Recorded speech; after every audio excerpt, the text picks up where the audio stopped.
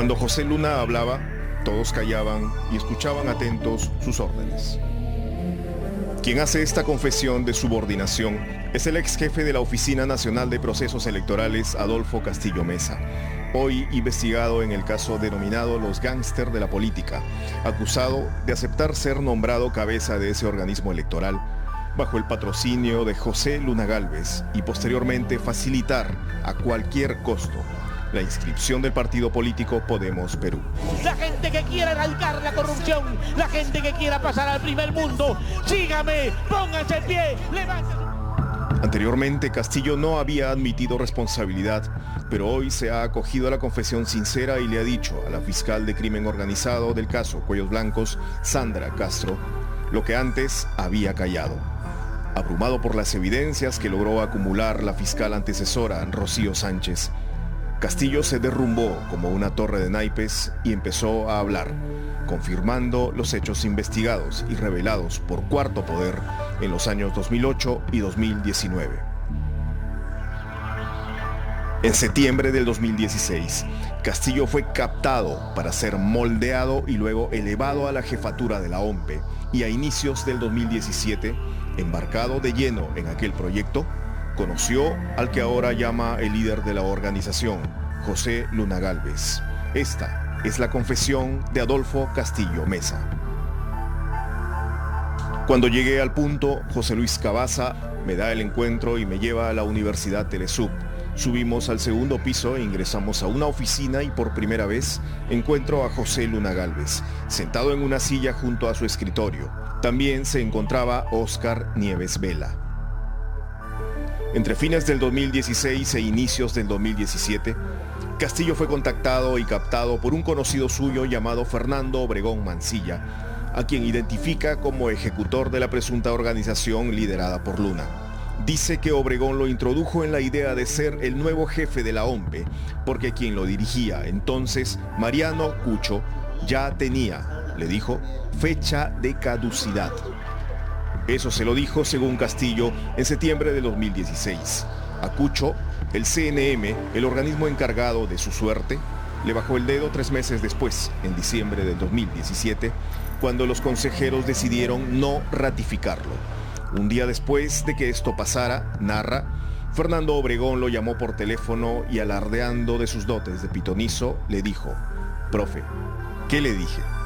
Desde entonces y hasta el día en que asegura haber conocido a José Luna, 16 de febrero del 2017, se sucedieron varias reuniones, no solo con Obregón, sino con otros personajes que también identifica como operadores de Luna, como Óscar Nieves Vela y sobre todo con quien se indica como operador y asesor principal del líder de Podemos, José Luis Cabaza Roncaya. Reuniones todas, en las que estos personajes y otros más habrían allanado el camino de su postulación y para que el CNM vote por él en el concurso para elegir al nuevo jefe de la OMPE, pese a no tener el currículum idóneo y a no conocer del tema electoral. Eso no importaba. Sus nuevos amigos se encargarían de mejorar esa hoja de vida y de darle las preguntas exactas, y asumirían la tarea de asegurar el voto de los principales consejeros del CNM. Así ha dicho. Y así llegó el 16 de febrero del 2017, el día de la reunión que ha revelado. Cuando ingresaron a la oficina de José Luna, Cabaza le dice: «Señor Luna, le presento a Castillo Mesa. Este es el hombre». Se inicia el diálogo entre mi persona y José Luna. Me dice: «Es importante que ocupe esa plaza y tendrá todo mi apoyo con los consejeros amigos». Cuando Luna Gálvez hablaba, todos nosotros nos manteníamos en silencio y atentos a las órdenes. Y en ese momento me percato que era el líder del grupo y a la vez el financista, por su poder económico. La segunda reunión con Luna referida ocurrió el mes siguiente, cuando el CNM ya había formalizado lo que, según Castillo Mesa, fue mero trámite, su elección como jefe de la OMPE. José Luna Gálvez compró a los consejeros Guido Águila e Iván Noguera, y el fiscal supremo Tomás Gálvez se encargó del consejero Herbert Marcelo. Cabaza y Óscar Nieves se encargaron del consejero Julio Gutiérrez Pebe y Fernando Obregón se encargó del consejero Orlando Velázquez. José Luna financió el proceso que culminó en mi designación como jefe de la OMPE, comprando los votos de todos estos exconsejeros. Él dice que conoce al señor Luna, el señor Luna dice que no lo conoce.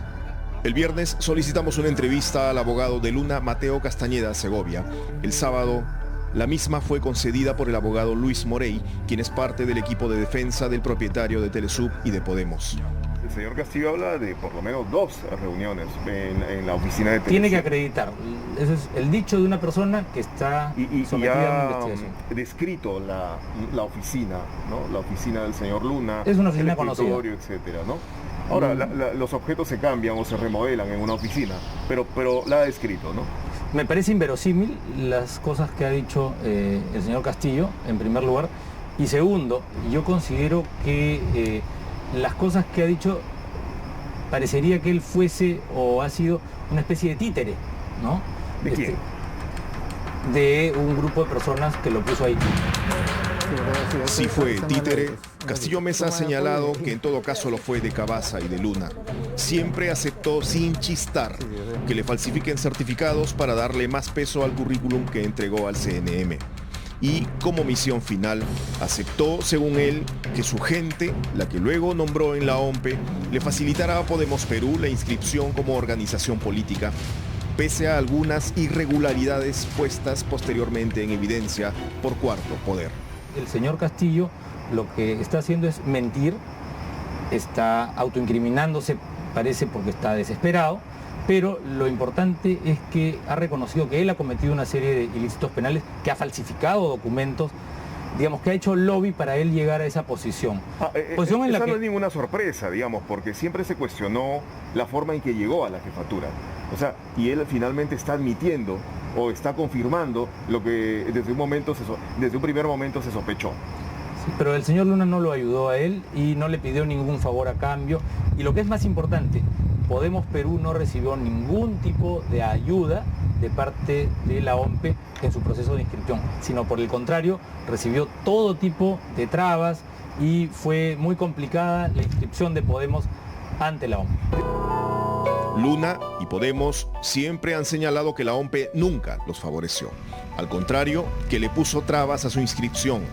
Las trabas que señala el abogado Morey consisten en que alguien, al parecer, quiso robarse el nombre y el logo del partido en el 2017. Eso tiene que haber pasado antes de diciembre del 2017, ¿no es cierto? ¿Cuándo logra su inscripción el partido? No conozco la fecha exacta, pero creo que se lo he mandado en pero ya es el año siguiente, ¿verdad? Lo cierto es que ese fue un problema primigenio. Los hechos denunciados por favorecer la inscripción del partido de Luna bajo la gestión de Castillo Mesa ocurrieron después. La entrega a la OMPE de un primer lote de firmas con espacios en blanco, algo irregular que en ese organismo pasaron por alto, y la posterior entrega de un segundo lote que sí fue regularizado por el personero legal de Podemos, Luis Navarrete, pero fuera de horario, pues le permitieron ingresar al ente electoral cuando sus puertas ya estaban cerradas para el público. Gracias a eso, de acuerdo a la Fiscalía, la inscripción de Podemos estuvo asegurada. Que finalmente el partido se inscribió. Se inscribió porque tiene un equipo de abogados que logró advertir que estos hechos irregulares, ¿no?, merecían ser denunciados y merecían ser sancionados. De hecho, puedo decir que se solicitó la pericia, por ejemplo, sí, del documento en el que supuestamente la personera legal se desiste del procedimiento. Y cuando solicitamos la pericia, cuando el partido solicitó la pericia, el documento que había que hacerle la pericia desapareció. El testimonio de la exgerente legal de la OMPE, Susana Guerrero, y audios entregados por Yorlang Arenas, exgerente de Atención al Ciudadano, y primer filtro de las firmas entregadas por los partidos que buscan su inscripción, todo ello revelado por este programa, pusieron en evidencia presiones para acelerar y facilitar el registro de Podemos. Sobre Cavazza, Castillo señala: es el más fuerte de los operadores políticos de Luna Gálvez. La defensa de Luna relega la asesoría de Cavazza a un plano apenas técnico.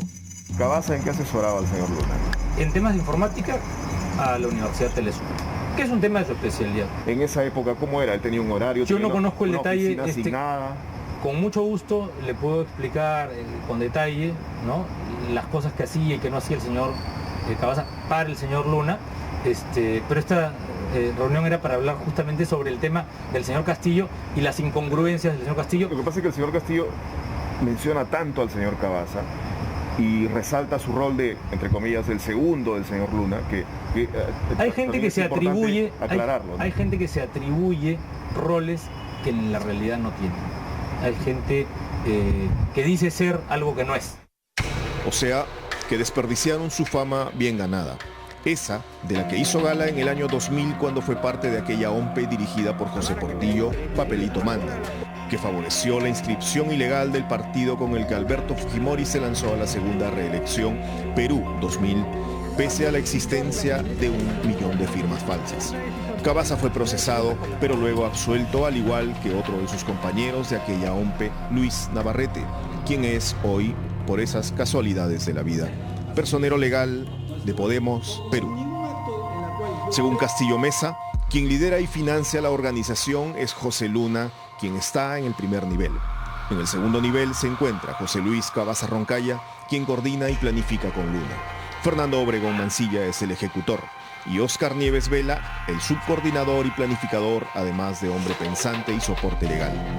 Más abajo estaba él, Adolfo Castillo Mesa, y otros como Ricardo Pajuelo Bustamante, Laura Silva Seminario, el fiscal supremo Tomás Gálvez Villegas como gestor y coordinador, y luego los entonces consejeros del CNM Guido Águila, Iván Noguera, Orlando Velázquez, Herbert Marcelo y Julio Gutiérrez Peve, quienes nombraron a Castillo jefe de la OMPE.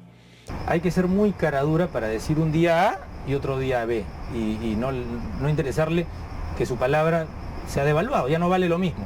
Hay muchas contradicciones. La palabra del señor Castillo para mí no vale nada. Es como creerle cuando no dice nada de mí, pero ahora que dice algo de mí ya no le creo, ¿más o menos? Yo creo que cuando una persona miente recurrentemente, la palabra de esa persona vale poco o vale nada. Y para un proceso judicial eso es muy importante. Porque antes, cuando decía lo contrario, sí valía la declaración del señor Castillo y ahora ya no vale? Eso lo tendrá que determinar la justicia. Lo que nosotros podemos poner en evidencia, para ustedes, como abogados del señor Luna. Porque al principio creemos que lo que ha señalado se ajustaba a la realidad. Cuando dices no lo conozco y no lo conoces, eso es real. Cuando uno se inventa, ¿no?, crea una ficción, resulta más complejo pues crear, ¿no?, las condiciones para que sea verosímil. Castillo también hace una seria denuncia, que en octubre y noviembre pasados, cuando la fiscal Castro buscaba detener a Luna, fue alertado a tiempo y por eso se internó en una clínica local. Tenía conocimiento, al igual que Luna Gálvez, que se venía un operativo y detención que realizaría la Fiscalía contra él y demás integrantes de su organización criminal. Fernando Obregón, mediante WhatsApp, me comunica: hay orden de captura, estamos en la lista. Esta información fue entre los días 20 y 24 de octubre, días antes de la detención. Es por esto que José Luna se interna en la clínica por supuesta descompensación cardíaca. Por ello, se internan en la clínica nuevamente José Luna Gálvez y Laura Silva Seminario. Luna fue liberado posteriormente por un juez que antes laboró en las fiscalías de crimen organizado.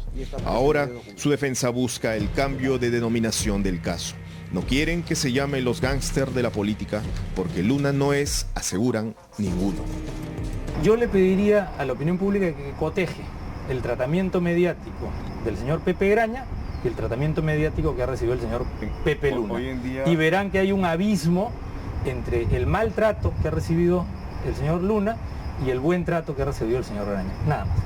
¿Le parece bonito el nombre del Club de la Construcción? Hoy en día es sinónimo de corrupción. Me parece más bonito que los gángsters. Quizás apelativos como los gángsters de la construcción o el Club de Luna tampoco hubieran sido del agrado de los interesados. Pero como sea que se los llame, el de los nombres es un tema secundario y que le compete a la Fiscalía. Lo esencial son los hechos que se investigan y las evidencias que se obtengan. Y aquí, los hechos son muy serios.